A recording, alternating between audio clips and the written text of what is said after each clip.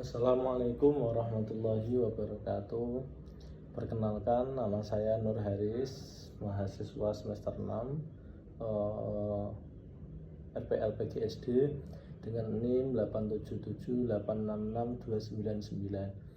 Oke, kali ini saya akan membuat video terkait dengan pencernaan makanan, sistem pencernaan makanan pada manusia. Oke. Sistem pencernaan adalah proses mengolah makanan yang kita makan atau yang kita telan menjadi zat gizi yang nantinya akan dibutuhkan oleh tubuh kita. Nah, zat gizi itu yang kemudian nanti akan dibutuhkan untuk tumbuh kembang tubuh kita, mendapatkan energi dan menjaga kesehatan kita. Oke.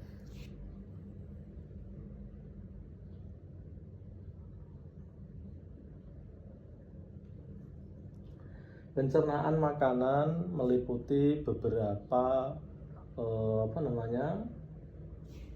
proses melewati beberapa tahapan.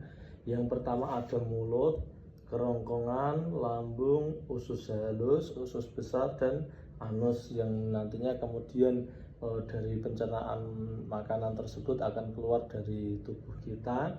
Dan yang pertama kita bahas secara satu persatu dari tahapan sistem pencernaan yang kita lakukan setiap harinya atau pada manusia. Yang pertama adalah mulut. Mulut ini adalah bagian yang berperan pada sistem pencernaan. Mulut ini adalah sistem pencernaan yang awal ketika tempat makanan masuk. Terus dari mulut ini ada gigi. Gigi ini membantu menghancurkan makanan yang kita makan supaya nanti di tahap-tahap berikutnya ini tidak terlalu besar, tidak keras. Nah, ini dibantu gigi yang ada di mulut kita. Kemudian lidah itu bisa mengecap rasa dan menelan dari hasil makanan yang kita punya. Sedangkan dari makanan keras yang kita makan sudah dikunyah gigi, dibantu dengan air liur untuk melunakkan makanan kita untuk masuk ke tahap berikutnya, yaitu kerongkongan. Kerongkongan ini nanti menyalurkan makanan yang dari mulut masuk ke kerongkongan ini. Oleh kerongkongan disalurkan dari mulut ke lambung, ini melewati kerongkongan. Nah, dari situ kerongkongan juga membantu mendorong, menggerakkan, meremas atau peristaltik. Nah, makanan yang kita makan tadi arahkan oleh lidah ke kerongkongan. Kerongkongan membantu memeras makanan tersebut ke tahap berikutnya, yaitu lambung. Dari lambung ini makanan yang sudah diaduk, kunyah oleh mulut tersebut, kemudian diaduk dan dianjurkan makanan tersebut dibantu dengan kimiawi tadi. Selanjutnya dari lambung tersebut mengubah makanan menjadi bubur halus, menjadi lebih halus lagi. Yang tadinya kasar, besar, dikunyah oleh gigi, dibantu lunak oleh air liur, ke bawah tadi diaduk oleh lambung, kemudian dihaluskan di situ bersama campuran kimiawi tersebut mengandung cairan lambung. Nah, di situ selain lunak juga dibantu ngajurke atau dihaluskan oleh sistem lambung tersebut. Kemudian dari lambung tersebut turun ke usus halus.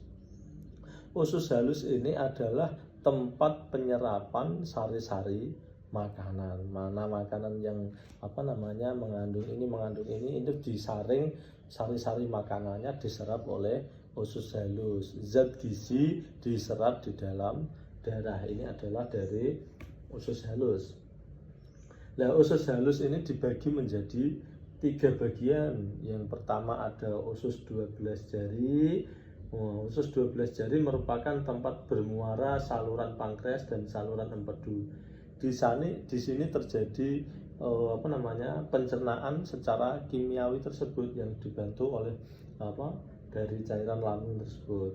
Kemudian ada usus kosong atau jejunum. Usus kosong ini merupakan tempat diselesaikannya proses pencernaan makanan. Dari sini sudah disaring sari-sarinya mana, terus yang di usus kosong ini tempat diselesaikannya dari proses pencernaan.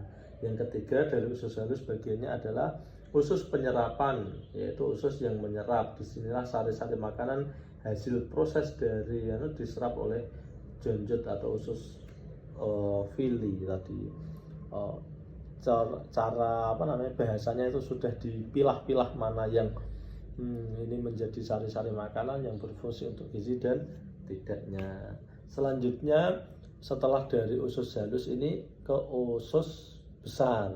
Lah usus besar ini menyerap air dari sisa makanan yang sari-sari makanannya diserap di usus halus, kemudian air sisa dari pencernaan tadi di usus halus sebelumnya itu diserap oleh usus besar. Kemudian dari usus besar ini tadi yang tidak berfungsi, inilah yang menjadi fases atau tinja di hasil kotor dari pencernaan tubuh kita. Bahkan selain organ-organ saluran pencernaan utama, ada organ-organ aksesori yang membantu proses pencernaan tadi yang saya sampaikan, mulai dari mulut, kerongkongan, lambung, usus halus, usus besar dan lain sebagainya.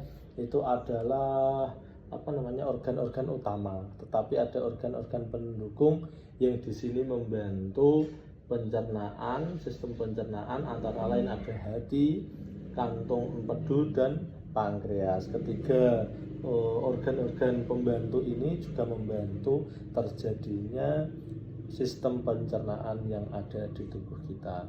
Terima kasih. Apabila ada kesalahan, saya mohon maaf yang sebesar-besarnya. Assalamualaikum warahmatullahi wabarakatuh.